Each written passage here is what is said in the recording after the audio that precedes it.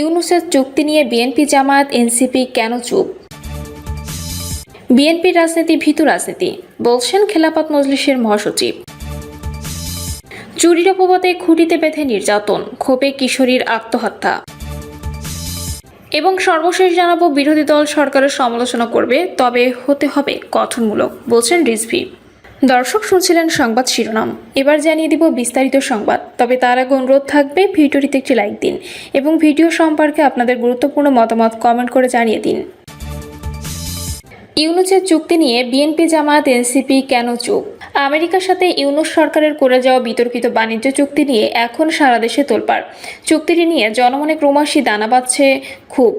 বিশ্লেষক অধিকার কর্মীরা সোজাসুজি বলছেন, এটি একটি অসম চুক্তি এবং এতে বাংলাদেশকে এক ধরনের ফাঁদে ফেলা হয়েছে। রাজপথে সরব বামপন্থী দল আর নাগরিক সমাজের প্রতিনিধিরা, পত্রপত্রিকায় বিস্তর লেখালেখি হচ্ছে এই চুক্তি নিয়ে। দাবি উঠছে চুক্তিটি বাতিলের, কিন্তু অদ্ভুত এক নীরবতা ভর করেছে দেশের প্রধান রাজনৈতিক শক্তিগুলোর ওপর। সরকারি দল বিএনপি তো বটেই, বিরোধী জোটে থাকা জামাত এনসিপিও জেনে এই চুক্তির প্রশ্নে মুখে কুলু পেটেছে।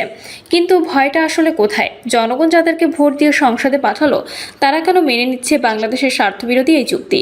দর্শক, ত্রয়োদশ জাতীয় সংসদ নির্বাচনের মাত্র 3 দিন আগে অনেকটা গোপনে আমেরিকার সাথে চুক্তি সারে অধ্যাপক ইউনূসের অন্তর্বর্তী সরকার। বেঁধে ফেলা হয়েছে সেই চুক্তিতে নানা শর্তের বেড়াজালে বেঁধে ফেলা হয়েছে বাংলাদেশকে। জলাঞ্জলি দেওয়া হয়েছে নিজেদের স্বার্থ। চুক্তিটির যে নানা নেতিবাচক দিক, সেগুলো ইতিমধ্যে আপনাদের জানা। এই চুক্তি নিয়ে বিতর্ক যখন তুঙ্গে, তখন ক্ষমতাসীন বিএনপি যেন এই ইস্যুতে একটু বেশি সতর্ক।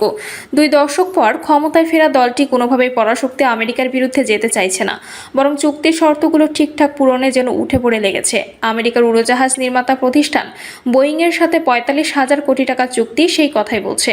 মজার বিষয় হলো, মার্কিন চুক্তির মূল কারিগর ডক্টর খলিলুর রহমান, যিনি অন্তর্বর্তী সরকারের জাতীয় নিরাপত্তা উপদেষ্টা ছিলেন, তিনি এখন বিএনপি সরকারের পররাষ্ট্রমন্ত্রী।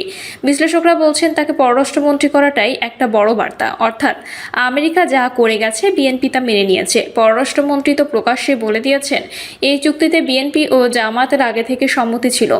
বিএনপি নীতি নির্ধারকরা এখনো পর্যন্ত এই চুক্তির পক্ষে কথা বলছেন। গত 5ই মে বাণিজ্যমন্ত্রী খন্দকার আব্দুল মুক্তাদির বলেছেন, বিএনপি সরকার এই চুক্তি উত্তরাধিকার সূত্রে পেয়েছে। 2 দেশের সমঝোতার ভিত্তিতে চুক্তিটি করা, যা একতরফাভাবে পরিবর্তন বা বাতিল করা সম্ভব নয়। চুক্তি নিয়ে দুশ্চিন্তা না করার পরামর্শ দিয়েছেন বাণিজ্যমন্ত্রী। এমনকি সংসদের স্বতন্ত্র সদস্য রুবিন ফারহানা যখন এই চুক্তিটি বাতিলের বা পর্যালোচনার দাবি তুললেন, তখনও বিএনপি শীর্ষ পর্যায় থেকে কোনো জোরালো সমর্থন মেলেনি। মনে হচ্ছে ক্ষমতা সুরক্ষিত রাখতে এই অসম চুক্তিকেও তারেক রহমান সরকার আপাতত হজম করে নিতে চাইছে। অথচ নির্বাচনে বিএনপি স্লোগান ছিল সবার আগে বাংলাদেশ। অর্থনীতিবিদ আনু মোহাম্মদ বলছেন, বিএনপি আমেরিকা ফার্স্ট নীতিতে চলছে। দর্শক, চুক্তির বিরোধিতা করে যখন আনু মোহাম্মদের মতো ব্যক্তিরা রাজপথে নামছেন, তখন প্রধান বিরোধী দল জামায়াত ইসলামের অবস্থান বেশ রহস্যময়। জামায়াত ইসলামের সম্মতিতে আমেরিকার সাথে চুক্তি করা হয়েছে। পররাষ্ট্রমন্ত্রী খলিলুর রহমানের এমন দাবি উড়িয়ে দিয়েছেন জামায়াতের আমির ডাক্তার শফিকুর রহমান। তিনি বলেছেন, তাদের সাথে কোনো আলোচনাই হয়নি। কিন্তু আশ্চর্যের বিষয় হলো, এই অস্বীকারের পর তারা কিন্তু রাজপথে কোনো প্রতিবাদ কর্মসূচি পালন করেনি। বিশ্লেষকদের মতে, জামাত এখন নিজেদের ভাবমূর্তিতে উদ্ধারে ব্যস্ত এবং আন্তর্জাতিক মহলের, বিশেষ করে পশ্চিমা বিশ্বের সমর্থন তাদের জন্য অত্যন্ত জরুরি। তাই মুখে আলোচনা হয়নি বললেও কার্যত তারা চুক্তির প্রকাশ্য বিরোধিতা করে আমেরিকাকে চড়াতে চাইছে না। এবার আসে জাতীয় নাগরিক পার্টি এনসিপির ব্যাপারে। তাদের অবস্থান যেন আরও এক কাঠি সরে এসে তারা স্বীকার করছে, চুক্তির কিছু ধারা দেশের সার্বভৌমত্ব বা স্বার্থের পরিপন্থী হতে পারে, কিন্তু তারা পুরোপুরি বিরোধিতা করতে পারছে না কেন? তাদের যুক্তিটা বেশ চমকপ্রদ। এনসিপি নেতারা মনে করছেন, গত 1.5 দশকে বাংলাদেশের উপর ভারতের যে বিশাল প্রভাব তৈরি হয়েছিল, তা থেকে বের হতে হলে অন্য কোনো বড় শক্তির ছায়ায় যাওয়া জরুরি। অর্থাৎ ইন্ডিয়া ফ্যাক্টর কাটানোর জন্য তারা আমেরিকার এই চুক্তিকে একটি প্রয়োজনীয় ধাক্কা হিসেবে দেখছেন। সরকারের নানা সিদ্ধান্ত, নানা নীতির বিরোধিতা করলেও এই অসম চুক্তি নিয়ে জোর গলায় কিছু বলছেন না তারা। দর্শক, আমেরিকার এই বাণিজ্য চুক্তির সবচেয়ে বড় দুর্বলতা হলো এর গোপনীয়তা। নির্বাচনের মাত্র 72 ঘন্টা আগে অত্যন্ত তড়িঘড়ি করে এটি সই করা হয়েছিল। অধ্যাপক আনু মোহাম্মদ ঠিকই ধরেছেন যে এই চুক্তি বহাল থাকলে বাংলাদেশ হয়তো নিজের সিদ্ধান্ত নিজে নেওয়ার ক্ষমতা হারাবে। 60 দিনের মধ্যে এটি বাতিলের সুযোগ থাকলেও সরকার সেই পথে হাঁটেনি। সব মিলিয়ে দেখা যাচ্ছে, ক্ষমতা সমীকরণ আর ভূ রাজনীতির খেলায় বিএনপি, জামায়াত ও এনসিপি সবাই আজ এক বিন্দুতে।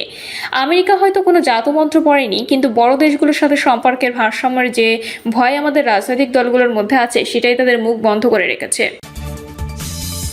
বিএনপি রাজনীতি ভীতু রাজনীতি, বলছেন খেলাফত মজলিসের মহাসচিব। বিএনপি রাজনীতি সবসময় ভীতু রাজনীতি বলে মন্তব্য করেছেন বাংলাদেশ খেলাফত মজলিসের মহাসচিব জালাল উদ্দিন। তিনি বলেন, তারা ঝুঁকি নিতে চায় না, অন্যের মাথায় কাঁঠাল ভেঙে খেতে আনন্দ পায়। তারা যদি 5 মে রিস্ক নিত তাহলে এত দীর্ঘদিন তারাও জেল জুলুমের শিকার হতো না, আমরাও হতাম না।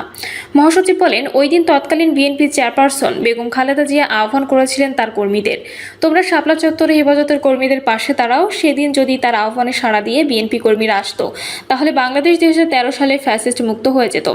জালাল উদ্দিন আরও বলেন, জুলাই অভ্যুত্থানের মাধ্যমে আমরা যে ফ্যাসিস্টকে বিদায় করেছি তার পাটাতন ছিল 2013 সালে শাপলা চত্বরে আমাদের ওলামা ছাত্রদের অবদান। আজকে এখান থেকে অনুরোধ করব, আমাদের স্কুল, কলেজ ও মাদ্রাসার পাঠ্যসূচিতে শাপলা চত্বরের ঘটনা যেন অন্তর্ভুক্ত করা হয়। একই সঙ্গে শাপলা চত্বরে গণহত্যার বিচার যেন দ্রুত করা হয়, এ দাবিও জানান তিনি। চুরির অপবাদে খুঁটিতে বেঁধে নির্যাতন, ক্ষোভে কিশোরীর আত্মহত্যা। পাবনার চাটমোহরে চুরির অপবাদে মারধর ও খুঁটিতে বেঁধে নির্যাতন করায় অপমান ও ক্ষোভে শ্রাবন্তী খাতুন নামে এক কিশোরী গলায় ফাঁস দিয়ে আত্মহত্যা করেছে। এই ঘটনায় একজনকে আটক করেছে পুলিশ। খবর পেয়ে পুলিশ ঘটনাস্থল থেকে ওই কিশোরীর লাশ উদ্ধার করে এবং এই ঘটনার সঙ্গে জড়িত থাকার অভিযোগে একই এলাকায় হান্নান মোল্লা নামে এক ব্যক্তিকে আটক করে থানায় নিয়ে যায়। আটক হান্নান চীনা ভাতকুর গ্রামের মৃত রিয়াজ উদ্দিন মোল্লা ওরফে লকাই মোল্লার ছেলে। মৃত কিশোরীর পরিবার ও এলাকাবাসী সূত্রে জানা গেছে, বছরখানেক ধরে প্রতিবেশী হান্নান মোল্লার বাড়িতে গৃহকর্মীর কাজ করত শ্রাবন্তী। শুক্রবার সকালে হান্নান মোল্লার ঘরের আলমারির ড্রয়ার থেকে 120 টাকা হারিয়ে যায়। এরপর শ্রাবন্তীকে হান্নান মোল্লা ও তার স্ত্রী রুবিয়া খাতুন সন্দেহ করে মারধর করে। এক পর্যায়ে শ্রাবন্তী 2 হাত রশি দিয়ে বারান্দায় খুঁটির সঙ্গে বেঁধে লাঠি দিয়ে মারধর করে এবং জোরপূর্বক স্বীকারোক্তি আদায় করে। এ সময় এলাকার অনেকেই মোবাইলে ভিডিও ধারণ করে। বিষয়টি মেনে নিতে পারেনি শ্রাবন্তী। এক পর্যায়ে বাড়ি ফিরে অপমান সইতে না পেরে সবার অগোচরে ঘরের আড়ার সঙ্গে রশি পেঁচিয়ে আত্মহত্যা করে। শ্রাবন্তীর মা আছিয়া খাতুন ও বাবা আলতাফ হোসেন এ সময় বাড়িতে ছিলেন না। এলাকাবাসীর কাছে মেয়েকে চুরির অপবাদে মারধরের কথা শুনে বাড়িতে এসে ঘরের আড়ার সঙ্গে মেয়েকে ঝুলতে দেখে চিৎকার দেন।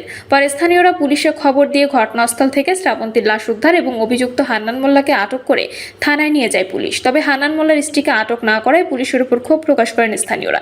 শ্রাবন্তীর মামা সিফাত হোসেন বলেন, হান্নান মোল্লার বাড়ি আর আমার বোনের বাড়ি পাশাপাশি। আমার ভাগ্নে যদি সত্যি চুরি করতো তাহলে তার বাবা মা ছিল, তাদের বলতে পারতো, কিন্তু সেটা না করে লোকজন ডেকে সবার সামনে নির্যাতন করায় খুবই অপমান বোধ করেছে আমার ভাগ্নি। সেজন্য নিজের জীবনটা দিয়ে দিল। আমি এর সুষ্ঠু বিচার চাই। চাটমোহর থানার ওসি গোলাম মোস্তফা বলেন, অপমান সহ্য করতে না পেরে শ্রাবন্তী নামের ওই কিশোরী আত্মহত্যা করেছেন। প্রাথমিক তদন্তে এই ঘটনার সঙ্গে জড়িত থাকার অভিযোগে হান্নান মোল্লাকে আটক করা হয়েছে। থানায় মামলা প্রক্রিয়াধীন। অপর অভিযুক্ত হান্নান মোল্লার স্ত্রী রুবিয়া খাতুনকে কেন আটক করা হয়নি সে ব্যাপারে ওসি বলেন, প্রাথমিকভাবে একজনকে আটক করা হয়েছে। মামলা হলে তদন্ত সাপেক্ষে অন্য জড়িতদের আটক করা হবে।